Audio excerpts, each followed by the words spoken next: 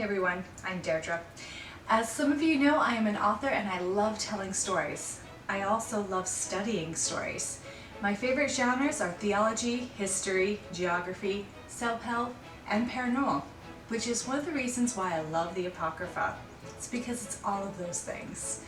When I talk about the Apocrypha, I get two reactions.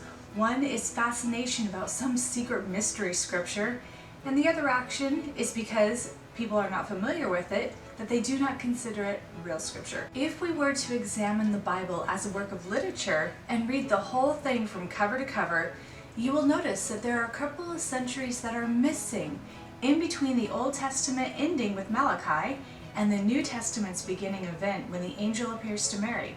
The Apocrypha means secret or hidden, and is the sacred text of the Jewish people which form a link between the Old Testament and the New Testament. From the perspective of the Church of Jesus Christ of Latter-day Saints, there is a whole section in the Doctrine and Covenants dedicated to the Apocrypha. In this revelation, it states that not all the books in the Apocrypha are of equal value, but the books that have special value are the first and second book of Esdras, the book of Tobit, the book of Judith, the rest of the chapters of the book of Esther, the book of the wisdom of Solomon, the wisdom of Jesus. Now, this is not Jesus of Nazareth. It's a different guy, same first name. Ecclesiasticus, the book of Baruch, the Song of the Three Children, and just so you know, those three children are known as Shadrach, Meshach, and Abednego. The history of Susanna, Bel and the Dragon, the prayer of Manasseh, and this is Manasseh, who was the king of Judah, and the first and second book of Maccabees. Doesn't that just sound like an interesting read? Outside this revelation given to Joseph Smith about the most valuable parts of the Apocrypha, there are other books in the Apocrypha that are more along the lines of paranormal theology and intense allegories, which is one of my favorite genres. Some of these books include the Psalms of Solomon, the Book of Enoch, the Apocalypse of Baruch, the Testaments of the 12 Patriarchs, the Assumption of Moses, the Book of Jubilees, and the Sibylline Oracles. Don't those just sound like titles of fantastical or whimsical epics? In fact, much of my fantasy series, The Watchers, is based on super beings mentioned in the Book of Enoch.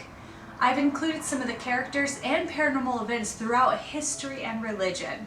Some of these include epic villains, such as the One-Third who fell and became the Shadow Legion, and the Shadow Wolves, based on many of the sightings, including that of Reverend Abraham Fleming and his whole congregation in 1577.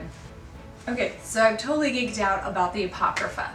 My advice to anyone who wants to start a study of the Apocrypha would be to first do a serious study of the Bible. So much more will make sense. Also, the Doctrine and Covenants and many revelations in there, especially in regards to the last days and millennium, correlate nicely with the Apocrypha.